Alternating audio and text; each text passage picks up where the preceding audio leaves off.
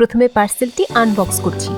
ভেতরে পাবেন perfume, machine এবং কেবল। কেবলটি মেশিনের মধ্যে থাকবে। মেশিনের এই জায়গায় হাত দেওয়া বা ছিদ্র করা সম্পূর্ণ নিষেধ। এখন 330 মিলিমিটার পানি এবং 40 ফোঁটা পারফিউম মেশাচ্ছি। এরপর কেবলটি মেশিনে সংযুক্ত করে মোবাইল চার্জারের সঙ্গে লাগিয়ে নিচ্ছি। এখন আসি মূল ব্যবহারে।